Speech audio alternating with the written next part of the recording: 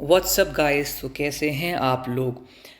I wish you a very warm welcome here. This video is brought to you in association with A1 Competition Zone. We work under the auspices and tutelage of Dr. Devendra Suryavanshi, a person of intellect, a past master of his own subject. I mean, I have to say that he's complete in everything. And dear student, last time मुझे कुछ complaints मिली थी. Complaints in time because see I would not rather call them complaints, I would rather call them reviews. We got the feedback कि हाँ कुछ orientation से related problem थी. So I hope I have sorted it out. जब तक video आप तक पहुँचेगा that will be in much better in the alignment and the orientation. तो without much ado let's dig into the topic. So आज का जो topic मैं लेने वाला हूँ, जैसे आप लोग स्क्रीन में देख पा रहे हैं, it is going to be poetry and its various forms. Video देखिए, थोड़ा सा बड़ा हो सकता है, थोड़ा सा वीडियो के सिंक्रोनाइजेशन को देख लीजिएगा, ओरिएंटेशन थोड़ा सा मैं पूरी कोशिश कर रहा हूँ. और मैंने किया क्या है कि ऑब्वियसली बात है, ये चीज़ें जो आपके सामने स्क्रीन में रिफ्लेक्ट हो रही हैं आपने कहीं ना कहीं देखा होगा. देखिए, what is our work? Our work is to gather the best information from everything. जैसे कि हम क्या करते हैं, like there is a website है सरकारी रिजल्ट. अब डिफरेंट वैकेंसीज निकलती रहती हैं, but why do go to Sarkari Result? You के suppose you want to fill the form of PGT, UP PGT. Why do go there? Why don't directly enter that website? Because that is the portal where everything has been condensed into one thing. All right, it has been amalgamated into one.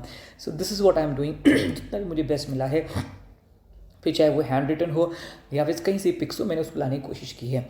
तीसरी चीज़, थोड़ा सा मुझे throat है, it's not cooperating today, थोड़ा सा करिएगा. चलिए, without wasting any moment, let's jump into the topic, let's plunge into it. तो सबसे पहला पॉइंट देखिए आता है, poetry has given literature has given a lot of genres. GENR, that is known as genre. Genre होता है क्या? Its subdivisions, its ramification, its offshoots. And what are the offshoots? जिसमें हमारा आते हैं चार होते हैं, PDPN. ऑलराइट, सो जो फर्स्ट फॉर्म हमारा आप देख रहे हैं दैट इज पोइट्री. हम पोइट्री पे डिक करेंगे. पोइट्री एक्चुअली में होती क्या है? अब देखिए, यहाँ पे काफ़ी सारी डेफिनेशंस है, मैं एक एक को एक्सप्लेन करूँगा, वो है नहीं. कम से कम अब आप एक टीचर बनने जा रहे हैं, सिर्फ देखिए एग्ज़ाम को क्रैक करना ही बड़ी चीज़ नहीं होती है. अब आपके सामने किसी ने पूछ दिया, हाँ भाई पोइट्री है क्या? Because you are a teacher, you might be teaching somewhere, किसी को अगर आप पूछना चाहते हैं तो सबसे पहले देखिए हमें पोइट्री पता होना चाहिए. अब यहाँ पर जो सबसे पहले डेफिनेशन है, देखिए आपके सामने दिया एरिस्टोटल ने. एरिस्टोटल जिन्होंने पोइटिक्स लिखी थी, poetics, I love this book. इन्होंने मतलब इसमें टोटली ट्रेजिडी, मतलब अब आप कहेंगे सर आप बार बार बोलते हैं मेरा पर्सनल फेवरेट है, but really I love tragedy. Tragedy की जो एलिमेंट्स है, जिस तरीके से एक्सपोजिशन है, उसका ग्रोथ है, क्लाइमैक्स पे जाता है, यहाँ पर एरिस्टोटल ने चीज़ों को बहुत क्लियर बताया. प्लॉट क्या होता है, इसमें इन्होंने क्या नाम है कि इपिक के बारे में काफ़ी चीज़ें बताई कि इपिक होता क्या है. इपिक को उन्होंने नेक्स्ट कैटेगरी में रखा है. तो देखिए एरिस्टोटल क्या कहते हैं, poetry is finer and more philosophical than history. Poetry जो है ये बहुत ही फाइनर है और मोर फिलोसफिकल होती है. For poetry expresses the universal and history only the particular. आप दुनिया के किसी भी क्षेत्र में चले जाएँ, आप ध्यान देखेंगे हिस्ट्री क्या करती है. हर कंट्री की हिस्ट्री अलग होती है. बेसिकली हु राइट्स, एक बहुत ही बड़े आपके फिलोसोफर रहे हैं, his name is Michael Foucault. Michael Foucault ने कहा है, knowledge is directly proportional to power. The one who rules, the one who is the power, he writes or creates the history. In the same way, आप कहीं भी जाइए, history अलग हो सकती है, वेरी कर सकती है. बहुत से लोग कहते हैं it has been distorted, but when you talk about poetry, it's same everywhere. It's somewhere like it gives you a universal tone. आपको ऐसा लगता है कि हाँ भाई, आप किसी भी जाइए, हर जगह आपको वहाँ राइम मिलेगा, रिदम मिलेगा. फिर राइम और रिदम क्या है, इसको भी हम देखेंगे. आगे देखिए, हमारे पास जो नेक्स्ट डेफिनेशन हमको दी थी, W.B. Yeats. W.B. Yeats याद करिए, जब हमारे you can say that he was a disciple and Rabindranath Tagore was his preceptor of W.B. Yeats. And W.B. Yeats was a person who advocated for his poem Geetanjali, जिसको वहाँ पर Nobel prize भी मिला था. इन्होंने देखिए क्या बोला, out of the quarrel with others we make rhetoric, we develop rhetoric. Rhetoric क्या होता है? रेट्रिक देखिए चीज़ होती है, हालांकि यहाँ पे थोड़ा सा अलग है. Rhetoric is a form of oratory. जब आपका ओरेशन आप देते हैं, when you are really to good at speaking something. Let me move this hair from here. या जब आप बहुत ज़्यादा बोलने में अच्छे होते हैं, देखिए दो चीज़ होती है, दो फिगर ऑफ स्पीच होती है. एक आपकी रेट्रिक होती है, एक आपका होता है हाइपोफोरा और एंटीपोफोरा. एक ही चीज़ है. रेट्रिक में क्या है, you ask a question in an order. You do not expect the answer from your listeners. The answer, the answer is quite perceptible, it's quite understandable, comprehensible there, but आप बोलते क्यों हैं? For the sake of, for emphasizing your point, or for you can say that उस चीज़ को बहुत ज़्यादा stress देने के लिए. बट एंटिपोफोरा में क्या होता है? पोएट तुरंत क्वेश्चन पूछता है, तुरंत उसका आंसर वहाँ पर दे देता है. तो हम रेट्रिक डेवलप करते हैं. द आर्ट ऑफ स्पीकिंग को भी रेट्रिक कहते हैं, और फिर मैंने बताया क्वेश्चन के फॉर्म में भी आप ही बोलते हैं. तो हम रेट्रिक डेवलप करते हैं, बट जब खुद से हम होते हैं वी मेक पोइट्री. देखिए बहुत बड़ी बात लिखी है, पोइट्री वहीं लिख सकता है जो उससे होके गुजरा है. अगर आपके जॉन कीट्स ने इतने आपको लव पोम्स दिए, वो इसलिए दी हैं क्योंकि कहीं ना कहीं उनके जो फैनी ब्राउन थे, उनके हार्ट में जो फीलिंग्स थी, उस चीज़ को उन्होंने एक्सप्रेस किया है. जैसे मैंने कहा, हम सब कुछ नहीं कहेंगे. Robert Frost, poetry is when, अब देख कितनी बड़ी बात है, poetry is when an emotion has found its thought. Emotion को क्या मिला? Thought. And thought has found words. A poem begins in delight and ends in wisdom. बिल्कुल सही बात है. अगर पोएट्री की डिलाइट से स्टार्ट होती है, किसी की नहीं पोम थी, लास्ट में जब बोलते हैं the woods are lovely dark and deep and I have the promises to keep, miles to go before I sleep, miles to go before I sleep. एक डिलाइट से स्टार्ट, और लास्ट में एक विजडम दे गया. क्या? कि once a step has been taken it can be undone. बहुत अच्छा इसमें सिम्बॉलिज्म है और मेटाफर भी है, extend metaphor I would say. आगे देखिए टी.एस. एलियट, अगर इनका हमने डेफिनेशन ली तो एक तरीके से सीन होगा. इन्होंने कहा poetry is not turning loose of emotion but an escape from emotion. बिल्कुल सही बात है. अब मैंने सपोज अपने दुख हैं और मैंने उस पोम को लिख भी दिया, तो एक चीज़ ये बताइए, क्या मेरा दुख कम हो गया? जी नहीं. सो इनका कहना है कि it is turning loose of emotion but an escape from emotion, and it is not the expression of personality but an escape from personality. ये टी.एस. एलियट का कहना था. आगे देखिए, बिकॉज ये बहुत ही इंपॉर्टेंट डेफिनेशन, हालांकि काफ़ी बड़ा रखा है. What is poetry? It is spontaneous, something which happens by itself, which is, बोलते हैं कि एक आपकी बॉडी में कुछ एक वॉलंटरी एक्शंस होते हैं which happens itself. Powerful spontaneous overflow of emotion recollected in tranquillity. ये बहुत ही इंपॉर्टेंट इनकी डेफिनेशन इन्होंने दी थी. एंड लास्ट में आपको पढ़ाऊंगा by P B. Shelley, poets are the unacknowledged legislators of the world. Who are the legislators? वैसे कायदे में देखा जो एमएलए वगैरह थे, दीज आर द लेजिस्लेटर्स. तो यहाँ पर लेजिस्लेटर्स का मतलब क्या है? The representatives of the world. ठीक है, ये तो बेसिक सी बात है कि भाई हमारे पोइट्री वगैरह होती क्या है. नेक्स्ट स्लाइड पे देखिए हम जंप करते हैं. थोड़ा सा देखिए, आपका वीडियो बड़ा हो सकता है, you have to bear with me. अब इसके हम डिविजन्स पढ़ते हैं पोइट्री के. देखिए डिविजन्स किस तरीके से होते हैं. सबसे पहले देखिए आपका पोइट्री में आया, यहाँ पर 3 तरीके से दे रखा है, लिरिक, नैरेटिव एंड ड्रामेटिक. अब देखिए इसमें हम एक एक पॉइंट को, अगर मैं देखा कायदे में देखा जाए, अगर मैं एक एलिजी को भी उठाता हूँ, लिरिक को भी उठाता हूँ, ये बहुत कॉम्प्रिहेंसिव है. बट हमारी जो अप्रोच है बहुत ही, मैंने क्या बोला, सब्जेक्टिव नहीं ऑब्जेक्टिव रखनी है. ठीक है, देखिए सब्जेक्टिव ऑब्जेक्टिव मैंने बोल दिया, बहुत ही हमें इसे सब्जेक्टिव रखना है. अब यहाँ पर देखिए पोइट्री कायदे में 2 तरह की होती है. एक होती है सब्जेक्टिव, दूसरी होती है ऑब्जेक्टिव. सब्जेक्टिव यानी क्या? सब्जेक्टिव जो होती है आपकी पर्सनल पोइट्री होती है. थोड़ा सा देखिए, मेरे पास इतना इंप्रेशन नहीं बन पा because I am writing it with my finger. और दूसरी जो होती है आपकी इम्पर्सनल होती है. इम्पर्सनल आप कह सकते हैं सीधी बात, नो बकवास. आप एग्जामिनेशन भी देखते हैं, ऑब्जेक्टिव और सब्जेक्टिव एग्जामिनेशन देते हैं. ऑब्जेक्टिव में सीधे आप एमसीक्यू देते हैं, सही तो सही, गलत तो गलत. अब देखिए इसमें होता क्या है, तो आपके सामने देखिए यहाँ पे 2 डिविजन्स दिख रहे हैं. आप देख रहे हैं लिरिक लिखा है, नैरेटिव लिखा है. तो अब यहाँ पर जो ये वाला पोर्शन है, आप ये देख रहे हैं लिरिक नैरेटिव वाला पोर्शन देख रहे हैं. Give me second. या लिरिक और नैरेटिव वाला बच्चों आप जो पोर्शन देख रहे हैं, ये पोर्शन ये आपका हो गया सब्जेक्टिव, और ये जो पोर्शन आप देखें नैरेटिव एंड ड्रामेटिक वाला हो गया, ये आपका हो गया ऑब्जेक्टिव. पोएट का यहाँ पर कोई भी पर्सनल फीलिंग्स नहीं रहती है, उसका मतलब नहीं रहता है उस. It doesn't matter. मूवीज़ भी देखिए हमेशा प्यार पे थोड़ा बनती है, ये कभी पेट्रियाटिज्म पे बनती है, उस पे बनती है. तो उसमें मोस्ट ऑफ द टॉपिक्स को हम कवर करने की कोशिश करेंगे 1 by 1. तो देखिए यहाँ पे है किस तरीके से डिवीजन. यहाँ पे देखिए लिरिक में सबसे पहले लिरिक, देखिए लिरिक क्या है मैं भी एक्सप्लेन करूँगा. ऐसा माना जाता है कि जो इसके नीचे आप ये देख रहे हैं, बिकॉज लिरिक में एक सिंगल पोइट होता है and he expresses his feeling with the accompaniment of a liar. तो ये जो डिफरेंस के 3 डिविजन्स दे रखे हैं, एलिजी दे रखा है, ओड दे रखा है, सोनेट दे रखा है, ये इस कैटेगरी में आता है. दूसरा देखिए narrative in the form of narration, और हाँ भूलिएगा मत ये इम्पर्सनल है, इसमें आपका एपिक, बैलेट, मोनोलॉग कोई ड्रामेटिक मोनोलॉग भी कहता है, and metrical romance. And dramatic में tragedy, comedy, tragic comedy, closet drama, masque, farce और भी चीज़ें हैं जो शायद मैंने इसमें इंक्लूड नहीं की है। बट जैसे कि मैंने आपको बोला, जो लास्ट वाला पार्ट है ड्रामेटिक, इसको देखिए मैं अभी टच नहीं करूँगा क्योंकि अभी मैंने भी टच कर दिया। आप लोग वीडियो स्किप कर चलाएंगे, बहुत बड़ा हो जाएगा और ये आपके संग इनजस्टिस भी होगा। आइए नेक्स्ट स्लाइड पे चलते हैं और नेक्स्ट स्लाइड पे देखते हैं हम क्या बताने की कोशिश कर रहे हैं। तो हाँ, अब कुछ कंपोनेंट्स ऑफ पोइट्री देखिए हमारे सामने है कि भाई ये बताइए पता कैसे लगेगा कि पोइट्री और प्रोज में फ़र्क क्या है। 4 लाइन मैंने लिख दी, how do you discriminate between these two things. तो यहाँ पे सबसे पहले देखिए क्या होता है, इसमें क्या होती है, राइम होती है। राइम क्या है, राइमिंग स्कीम बचपन से निकालना सिखाते हैं। It's repetition of syllables. अब सिलेबल्स भी बहुत बड़ी चीज़ होती है। मैं अगर एक चीज़ पे जंप करूँगा तो मैं फिर बोल रहा हूँ, हम सिलेबल्स को कब हम टच करेंगे, जब हम प्रोसोडी पढ़ेंगे, ठीक है। प्रोसोडी भी क्या होता है, again it will be taught to you people letter.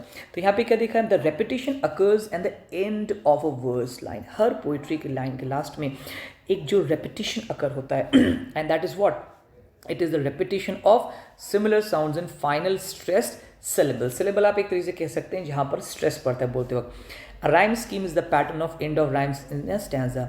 Types of rhyme देखिए आपके यहाँ पे देखें, फेमिनिन राइम है, जैसे कि देखिए राइमिंग ऑफ वन और मोर अनस्ट्रेस्ड सिलेबल्स, जैसे dicing, enticing, half rhyme, slant rhyme, etcetera etcetera.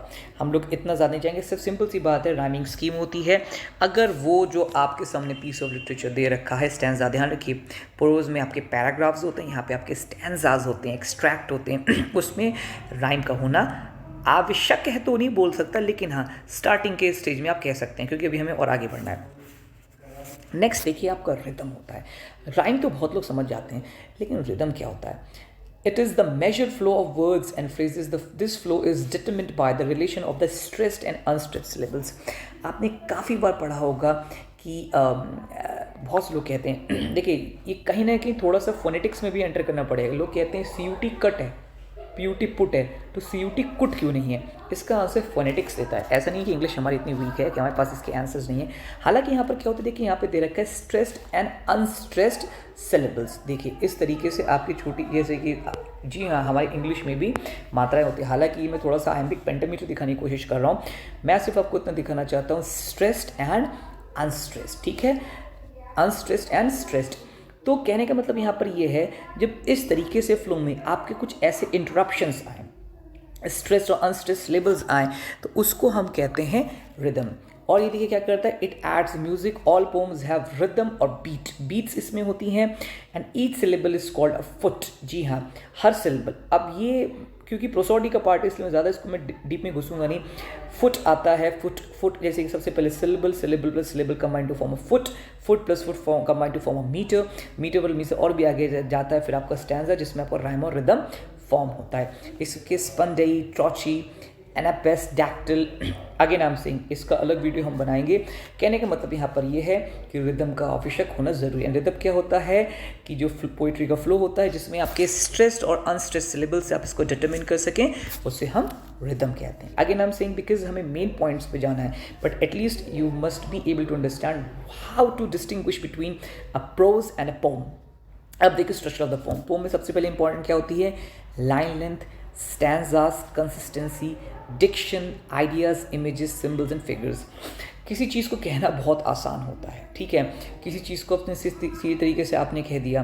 Ramayan है, रामायण को भी देखिए इस तरीके से क्यों लिखा गया, कहते हैं हम कथा सुनाते राम सकल गुणधाम, ये रामायण है पुण्य कथा श्री राम की। लव कुश श्रीजा के भी कह सकते थे, एक बहुत अच्छे इंसान थे, उनका नाम राम जी था, बट उन्होंने इस तरीके से इसको गा के सुनाया। वही मैंने बोला, इसमें कंसिस्टेंसी होनी चाहिए, एक फिक्स्ड उसका लेंथ होना चाहिए, इमेजेस होने चाहिए, सिम्बल्स होने चाहिए कि थोड़ा सा आपको सोचने का मौका मिले, ठीक है। The pome has a sense of flow from the beginning to the end, और इसमें एक सेंस होता है। ये नहीं कि बस आप लिखते चले गए नर्सरी राइम्स की तरह। नर्सरी राइम्स भी कई पोम्स होती हैं, बट समटाइम्स कुछ पोम्स लिखी जाती है जो नॉनसेंस वर्ड्स भी होता है। The reader reads a poem for its message which is hidden somewhere the pome.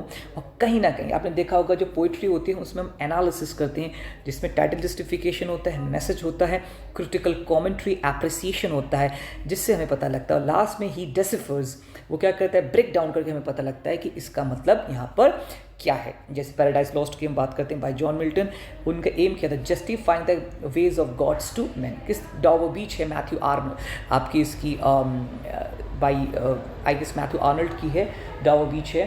तो वहाँ पर समस्या क्या है कि जो लोगों के अंदर जो फेथ है रिसीड होता जा रहा है। उन्होंने उसको बताया कि बीच पे खड़े हुए हैं, जिस तरीके से वेव्स आती हैं, the waves are receding back in the same way the faith is also going back. ठीक है, अब हम आते हैं सो यहाँ पर जो सबसे पहला हमारा फॉर्म ऑफ पोइट्री आता है, ये यहाँ पर थोड़ा सा इन्वर्ट हो गया है। ये देखिए टेक्नोलॉजी होती है, इट टेक्स यू। चलिए मैं इसको रोटेट करने की कोशिश करता हूँ। ऑलराइट, पीछे भी कुछ थोड़े से वॉइसेस आ रही हैं, मैं धीरे धीरे सब चीज़ों को देखिए सॉर्ट आउट कर लूँगा। अब सबसे पहला था सोनेट। सोनेट पढ़ाने में बड़ा मज़ा आता है, क्योंकि इसमें पता है क्या होता है, जो फॉर्म्स आपके जो पोइट्री के जो वो होते हैं ना, डिफरेंट डिफरेंट वेरिएशन पता लग जाते हैं। तो देखिए ये एक तरह का अर्लीस्ट फॉर्म ऑफ पोइट्री है। मैं अब ऐसे नहीं कि एक लाइन में पढ़ रहा हूँ, आप लोग के पास है, आप लोग इसका स्नैपशॉट ले सकते हैं।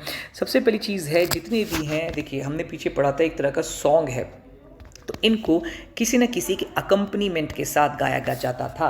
अकम्पनीमेंट का मतलब होता है किसी भी चीज़ के साथ गाया जाता था, जैसे यहाँ पर क्या था, लूट एंड मैंडलिन। ठीक है, अब जो अर्लिएस्ट सॉनेट्स थे वो कौन लिखते थे, डांटे एंड पेट्रार्क। ऐसा बोला जाता है कि एक्चुअली कहीं कहीं डेफिनेशन मैंने पढ़ी, the root word sonnet has been derived from the word sonnet has been derived from the root word sonetto which means a love song.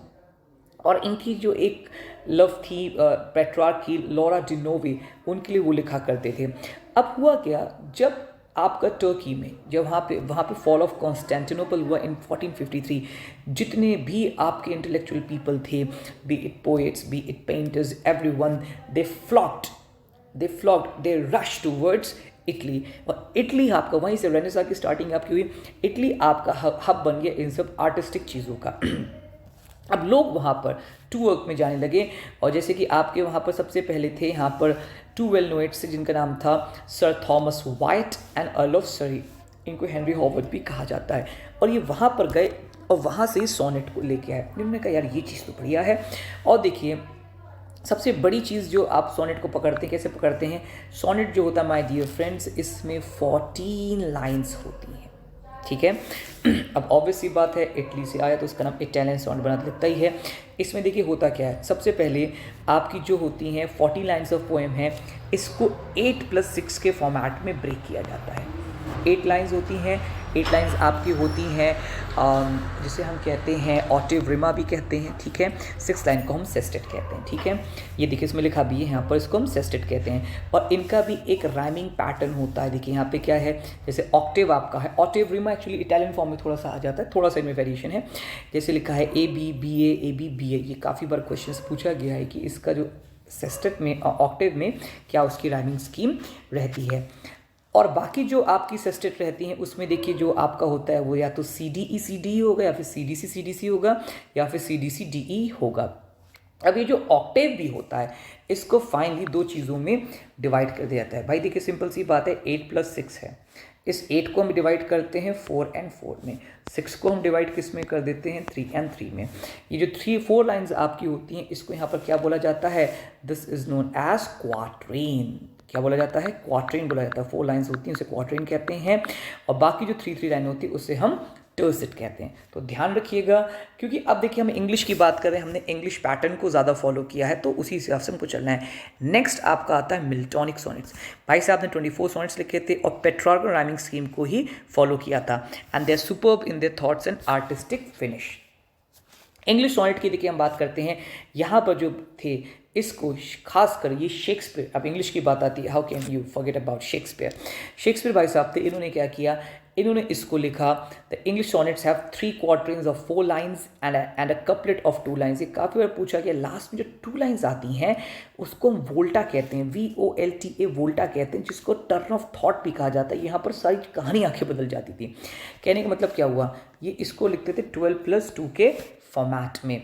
और ये जो 12 आपका था, मैथ्स वाले हैं, हालांकि मैथ्स हम लोग का बहुत वीक होता है, 4+4+4 12, यानी कि 3 क्वार्टरेंस आपके लिखे जाते थे और लास्ट में एक आपका कपलेट होता था।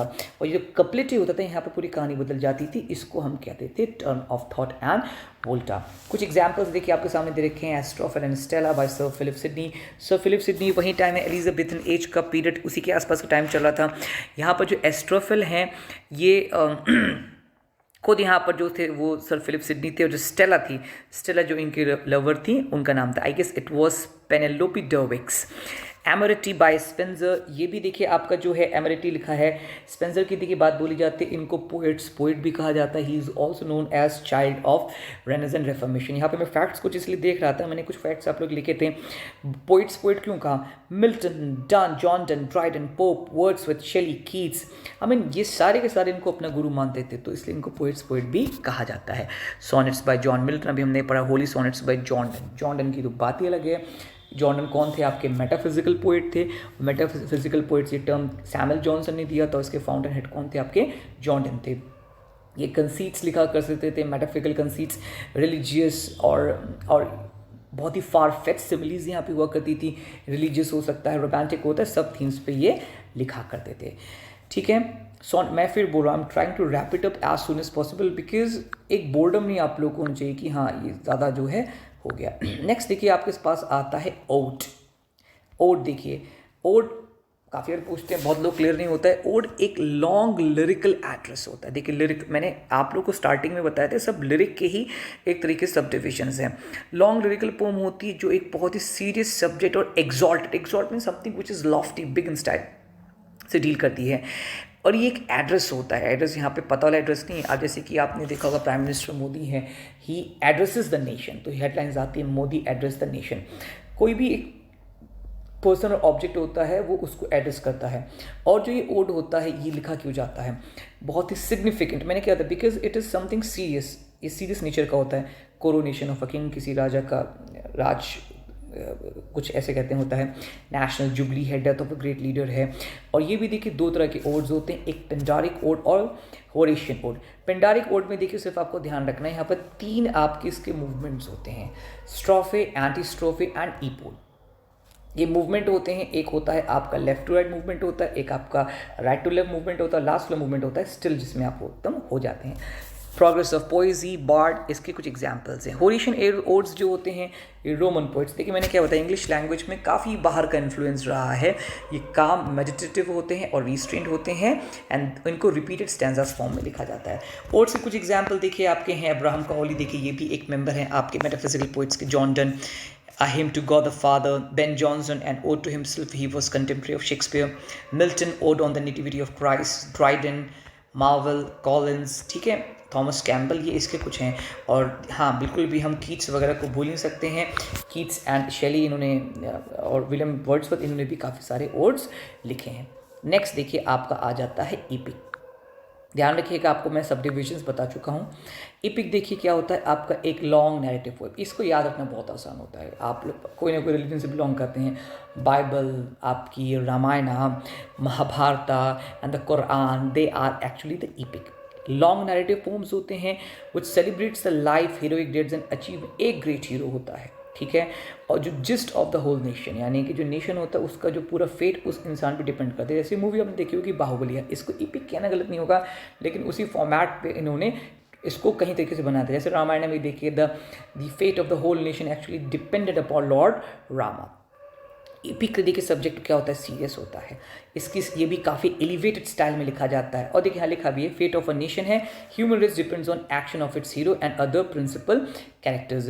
ये बहुत ही हाईएस्ट जॉनर ऑफ पोइट्री होता है, इसको ग्रेटेस्ट और सबलाइम भी माना जाता है। और ध्यान रखिए, poet of it epic must be highly imaginative and skilful, क्योंकि सीरियस सब्जेक्ट्स हैं। अगर सीरियस नहीं लेंगे तो बहुत जल्दी, इतनी मोटी बुक में सोचिए रामायण लिखा गया है, इतने सारे 7 कैंटोज हैं, 7 कांड शायद उसमें हैं। अगर उनको क्या नाम है कि रीडर पढ़ रहा है ध्यान से, तो ऑब्वियस ही बात है ऑथर के पास, पोएट के पास उतना कंटेंट है। इलियाड देखिए, हमारे जो क्लासिक राइटर्स माने जाते हैं, इलियाड की Homer, Iliad by Homer, Odyssey by Homer, Aeneid by Virgil, Divine Comedy बहुत बढ़िया, 7 गेट्स ऑफ हेल्स बताए गए हैं। मैंने इसकी एक मूवी भी देखी है, बहुत ही इंट्रीगिंग है। Jerusalem deliver by Tasso. इसके बाद अब पैराडाइज लॉस्ट है, तो आपके सिलेबस में भी इसको कौन भूल सकता है, बाय जॉन मिल्टन। और इसमें वही वाली बात जैसे मैंने बताया, सेटन की एक लाइन थी, it is better to reign in hell than to serve in heaven. हर कोई इसको यूज़ भी करता है। Faerie Queene by Edmund Spenser, देखिए हमने बताया था यही फेरी क्वीन थी, इसी से हमारा स्पेंसरियन स्टेंजा भी आया था। स्पेंसरियन स्टेंजा जैसे कि आपका 9 लाइन्स का होता है, जिसमें फर्स्ट 8 लाइन्स तो आपकी आयम्बिक पेंटामीटर में होती है, बट लास्ट लाइन जो होती है उसको हम एलेक्जेंड्रियन कहते हैं, बिकॉज उसमें आपके 12 सिलेबल्स होते हैं, बाकी में आपके 10 सिलेबल्स होते हैं आयम्बिक पेंटामीटर में। ठीक है, नेक्स्ट स्लाइड पे हम जंप करते हैं। It's a warm up session, you can also say. Alright, ballot. हाँ, बैलेट भी देखिए आपकी सुबह में थे। अब बैलेट ये देखिए एक तरह का सॉन्ग होता है। अब पता है सिंपल से अगर आपको याद है, जैसे कवैये नहीं होते थे, निकल जाते थे, प्रभात फेरी देते हुए निकल जाते थे, ये बैलेट वहीं लोग करते थे। इट वॉज अ सॉन्ग और a collection of song sung by wandering singers, और सायर भी इनको हम कहते थे। और बार्ड्स भी हम याद करिए, जो बार्ड है हम शेक्सपियर को कहा करते थे, इनको भी हम इतने बार्ड कह सकते हैं जो गवैये होते हैं। विद द अकम्पनीमेंट, अब ये देखिए हम पढ़ के आए थे पीछे बैलेट, सॉरी हमारा सोनेट था, आपने देखा था उसमें इसमें हार्प एंड फिडल था। वहाँ पर जो हमारा सोनेट था उसमें भी हमारा एक म्यूजिकल इंस्ट्रूमेंट था। ये कहीं ना कहीं उसमें शायद लूट एंड मैंडलिन था, कहीं ना कहीं आपके जो इंस्ट्रूमेंट्स हैं उनका यूज़ हो रहा है। अब होता क्या था, ये भी एक कहीं कभी कभी, क्योंकि इस तरीके से लिखा जाता है, लोग इसको ईपिक से थोड़ा सा कंफ्यूज कर जाते हैं। लेकिन होता क्या है, ये ब्रेव डीड्स हैं, हीरोइक एक्सप्लॉइट्स हैं, कोई भी एक हिस्टोरिकल लेजेंडरी है, हीरोज़ हैं, नाइट्स हैं, उनके बारे हम पढ़ते आ रहे हैं, ये उनके बारे में बताता है। और मज़े की बात है, it is pass from generation to generation through word of mouth. जैसे कि हमको रामायण के बारे में कैसे पता, हालांकि रामायण ईपिक है, कैसे पता हमें, क्योंकि वो वहाँ से पास ऑन किया जा रहा है। बचपन में हम सब ने आपने कभी ना कभी एक राजा विक्रमादित्य हैं, इनकी कहानी हमने कैसे सुनी होंगी, तो इस सिचुएशन में आप बैलेट को लिख सकते हैं। इसमें भी देखिए आपके क्या होता है, these include fans, thrilling adventures, love affairs etcetera. ठीक है, और इसमें एक थ्रिल होता है, ऑ होता है एंड सस्पेंस होता है। ये इंपॉर्टेंट बात देखिए यहाँ पर है, इसको बैलेट को देखिए, इसका जो मेट्रिकल स्टैंजाज हैं ये यहाँ पर जो है फ़र्क बनाते हैं। किस तरीके से बनाते हैं ये देखिए, क्योंकि आपके देखिए ये सबसे पहली बात, इनको क्वार्टरेंस में लिखा जाता है। सोनेट में 14 लाइन्स थी, ध्यान रखिएगा, यहाँ पे क्वार्टरेंस में लिखा रहता है।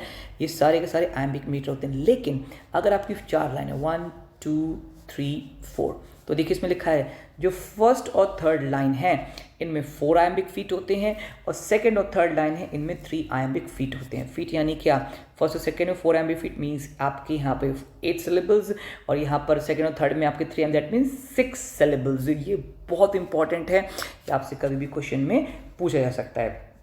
एग्जाम्पल्स हम देख लेते हैं, खासकर हम जैसे सॉलिटरी रीपर है, वर्ड्सवर्थ की ये भी है।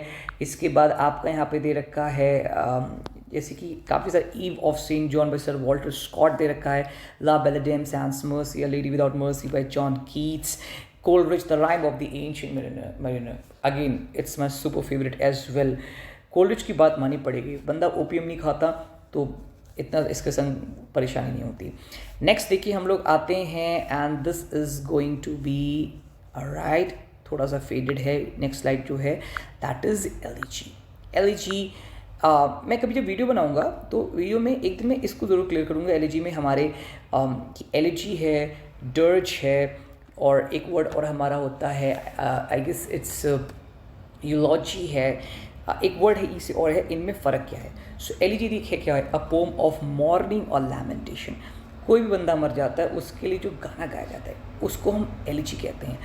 इट इज़ अ फॉर्मल और सस्टेन पोम ऑफ मॉर्निंग और डेथ। एक पर्टिकुलर पर्सन मर जाता है उसके लिए गाया जाता है, और इसको हम कैसे जज करते हैं, उसके सब्जेक्ट मैटर से, नॉट बाय मीटर और स्टैंजा। देखिए जैसे अभी हमने पीछे पकड़ा था वहाँ पर मीटर स्टैंजा जज कर रहे थे। ठीक है, अब इसमें भी देखिए एक आपकी पैस्टोरल एलिजी होती है। इसमें क्या होता है कि पोइट एक शेफर्ड बन जाता है, और जो उसका दूसरा शेफर्ड होता है उसके लिए रोना चालू कर देता है, और इन सब चीज़ में nature takes the active participation in that. देखिए जैसे इसमें लिखा हुआ है गोट्स हैं, शीप है, पैस्चर्स हैं, गॉड्स हैं, ये यहाँ पर आके ये भी साथ में मॉर्न करती है। यहाँ पे देखिए दे रखा है Astrophel by Spenser, Lycidas by Milton, काफ़ी बार पूछा जा है। Elegy to Country Churchyard by Thomas Gray, Adonais by Shelley, कितनी बार पूछा जा चुका है कि किसने, हालांकि वर्क्स पे हम अलग वीडियो बनाएंगे। Thyrsis by Matthew Arnold, Rugby Chapel by Matthew Arnold, ठीक है, और Elegy on the Death of Mad Dog by Oliver Goldsmith, तो इसको हम कहते हैं एलिजी।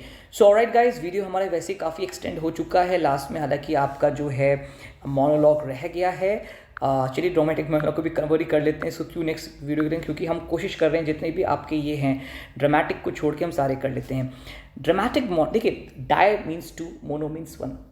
डायलॉग में दो लोग बात करते हैं, मोनोलॉग में एक बंदा बात करता है। तो ड्रामेटिक मोनोलॉग क्या है? Is a drama, is a dialogue of one character, जिसमें एक बंदा होता है, वही एक्सप्रेसेस हिज माइंड। ये बहुत ही लॉन्ग होता है, पोएटिक स्पीच होता है, और यहाँ पर एक जो बंदा होता है अपने पूरे माइंड को और हार्ट को क्या नाम है कि लोगों के सामने एक्सप्रेस कर देता है। ड्रामेटिक मोनोलॉग जो होता है is a device by which spectators come to know about his feelings और वर्ड्स। अभी हम बता चुके हैं, ये ड्रामा पोइट्री उसका होता है पार्ट। और ब्राउनिंग एंड टेनिसन, ये दो भाई इसके बड़े ही हैवी ड्राइवर थे, बहुत अच्छे से इसके बारे में जानते थे। तो यहाँ तक देखिए हम काफ़ी चीज़ों को देखिए कवर कर चुके हैं। इसमें देखिए मैंने फिर बताया कुछ एक स्लाइड्स अगर मिस हो गई, जैसे कि मैं देख रहा हूँ लिरिक नहीं है, तो लिरिक के बारे में देखिए मैं आपको बता देता हूँ। लिरिक इज़ स्टार्टिंग में हालांकि मैंने आपको बताया था, lyric is a form of poetry. It's a form of a subjective poetry in which there is a person. He's first of all he sings this poem with the accompaniment of a lyre. ये भी एक musical instrument होता है, and there is a single person and that person opens his heart in front of the people. और next point देखिए, इसमें सबसे चीज़ important क्या होती है कि जो lyric होता है it appeals to heart rather than mind. ध्यान रखिएगा। In fact I guess S T. Coleridge ने भी कहा था कि this is reflective to the mind. शायद नहीं, ये एलिजी के लिए कहा था, नॉट फॉर लिरिक, ठीक है। इसके लिए एक और थे पोइट, मैं I am not getting that, वो स्लाइड्स होते तो मैं आपको बता देता। ठीक है गाइस, तो इसको हम लोग यहाँ पे आज ही सम अप करते हैं। Stay connected with us. कोई क्वेरी है तो प्लीज़ कॉन्टैक्ट करिए, कोर्स में अपने आप को एनरोल करिए। कैसा आप लोगों को सेशन लगा इसके भी हमें रिव्यूज़ भेजिए। अपना ध्यान रखिए, keep on learning, we have to grab this, and ध्यान रखिए इट्स ऑल अबाउट यू।